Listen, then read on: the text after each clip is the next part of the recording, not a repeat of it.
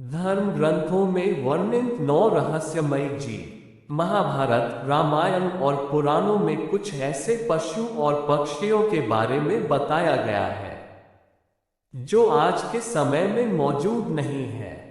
ये प्राणी ऐसे हैं जिन पर आज के समय में तो विश्वास करना भी मुश्किल है, क्योंकि ये बातें तो कर ही सकते हैं, साथ ही इनके साथ चमत्कारी ताकतें भी हैं।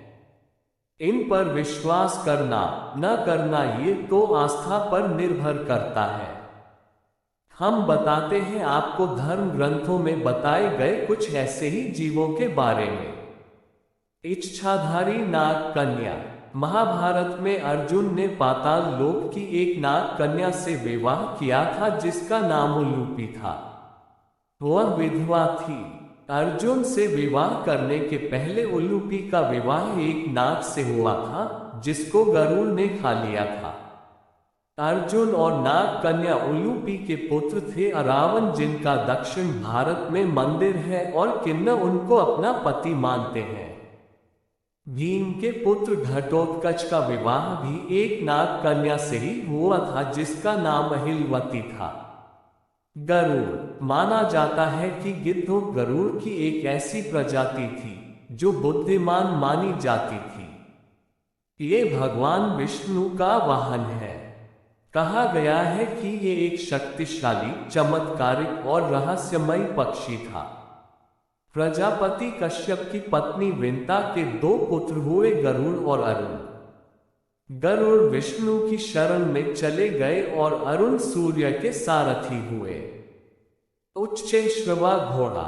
घोड़े तो कई हुए, लेकिन सफेद रंग का उच्चैश्रवा घोड़ा सबसे तेज और उड़ने वाला घोड़ा माना जाता था। उच्चैश्रवा के कई अर्थ हैं, जैसे जिसका यश ऊंचा हो, जिसके कान ऊंचे हो, या जो अश्वों का राजा है। कामधेनु। समुद्र मंथन से एक गाय भी निकली थी जिसे कामधेनु कहा गया। पहले ये गाय जिसके भी पास होती थी उससे हर तरह से चमत्कारिक लाभ होता था। इस गाय के दर्शन से भी मनुष्य के हर काम सफल हो जाते थे। दैवीय शक्तियां प्राप्त कर चुकी कामधेनु गाय का दूध भी अमृत माना जाता था। जहां भी रहती थी वहां का ऐश्वर्य कभी खत्म नहीं होता था। संपाति और जटायु। ये दोनों पक्षी राम के काल में थे। संपाति और जटायु। इन्हीं पुराणों के अनुसार संपाति बड़ा था और जटायु छोटा। ये दोनों विंध्याचल पर्वत की तलहटी में रहने वाले निशाकर ऋषि की सेवा करते थे। छत्तीसगढ़ के दंडकारण्य में गिद्धराज जटायु का मंदिर है। स्थानीय मान्यता के मुताबिक दंडकारण्य के आकाश में ही रावण और जटायु का युद्ध हुआ था। ऐरावत हाथी। ऐरावत सफेद हाथियों का राजा था। ऐरा का अर्थ जल है, इसलिए इरावत समुद्र से पैदा होने वाले हाथी को ऐरावत नाम दिया गया है। हालांकि इरावती का पुत्र होने के कारण ही उनको ऐरावत कहा गया है। ये हाथी देवताओं और असुरों द्वारा किए गए समुद्र मंथन के दौरान निकली 14 मूल्यवान वस्तुओं में से एक था। मंथन से मिले रत्नों के बंटवारे के समय ऐरावत को इंद्र को दे दिया गया था।